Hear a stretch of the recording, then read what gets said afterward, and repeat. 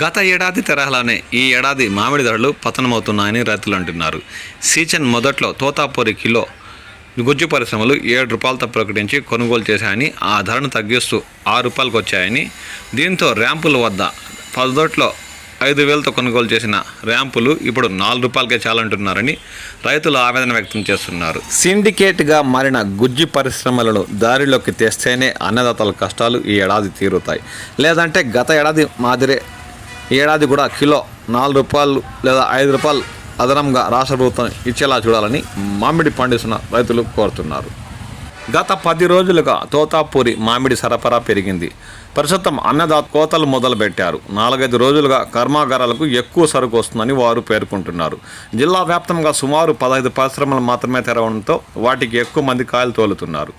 సామర్థ్యానికి మించి సరఫరా అవుతుండడంతో యాజమాన్యాలు కూడా వేచి చూడాలని కోరుతున్నాయి. ఈ నేపథ్యంలో బయట ట్రాక్టర్లు, లారీలు ఎక్కువగా కనిపిస్తున్నాయి. 2-3 రోజుల కన్నా ఎక్కువ నిల్వ ఉంటే సరుకులో దాదాపు 20% నుండి 30% పాడైపోతుందని రైతులు ఆవేదన వ్యక్తం చేస్తున్నారు. 2 జిల్లాల్లోని పరిశ్రమలను పూర్తి స్థాయిలో తెరిపించి గరిష్ట సామర్థ్యం మేరకు సరుకును తీసుకుంటే రైతులకు ఈ పడిగాపులు తప్పుతాయని వారు ఆశాభావం వ్యక్తం చేస్తున్నారు. పాకాల మండలానికి చెందిన ఓ రైతు సుబ్రహ్మణ్యం మాట్లాడుతూ 20 టన్నుల మామిడి కాయలు కోతకు సిద్ధంగా ఉన్నాయి.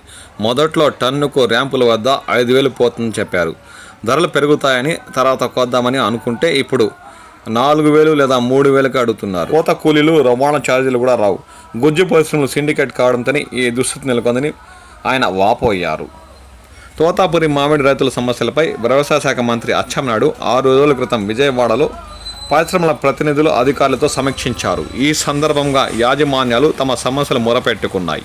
గత ఏడాది కొనుగోలు చేసిన గుజ్జు కొంతవరకు అమ్ముడుపోలేదని, మార్కెట్లో డిమాండ్ లేదని బహుళజాతి సమస్యలు స్పష్టం చేశాయి. తమ ఆర్థిక పరిస్థితిని దృష్టిలో ఉంచుకుని బ్యాంకర్లు రుణాలు ఇవ్వడానికి ముందుకు రావడం లేదని మరికొందరు ఏకరవ పెట్టారు. ఇక తోతాపూరి పండించిన రాష్ట్రంలోని రైతుల పరిస్థితి ఏంటో కాలమే సమాధానం చెప్పాలి. రాష్ట్ర ప్రభుత్వం ముందుకొచ్చి గత ఏడాదిలాగే రాయితీ కింద టన్నుకు 4,000 ఇస్తుందో, లేదంటే గుజ్జు పరిశ్రమలతోనే సంప్రదింపులు జరిపి టన్ను 10,000 పైబడి కొనుగోలు చేపిస్తుందో దీనికి కాలమే సమాధానం చెప్తుందని తోతాపూరి రైతులు ఆశాభావం వ్యక్తం చేస్తున్నారు.